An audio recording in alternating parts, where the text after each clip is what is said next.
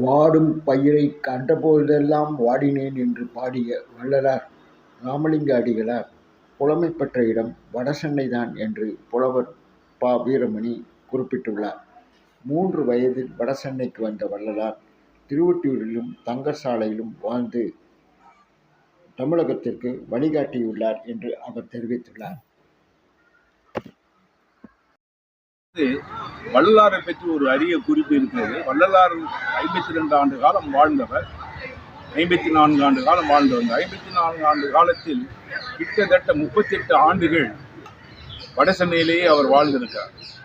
வடசென்னையில் வாழ்ந்தது மட்டுமல்லாமல் திருவொற்றியூரில் 23 ஆண்டு காலம் இருந்திருக்கிறார்.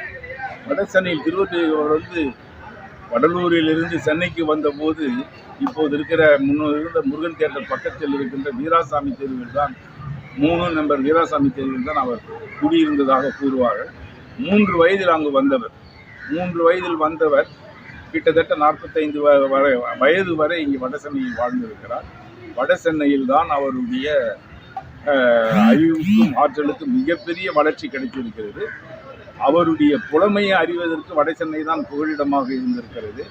இப்போது இருக்கின்ற மரமெடிகள் நூலகம் இருந்த லிங்கிச்செட்டி தெரு மரமெடி நூலகம் இருந்தது. அந்த மரமெடிகள் நூலகத்தில் தான் வள்ளலார் சமய சொற்பொழிவுகளை நிகழ்த்தி இருக்கிறார்.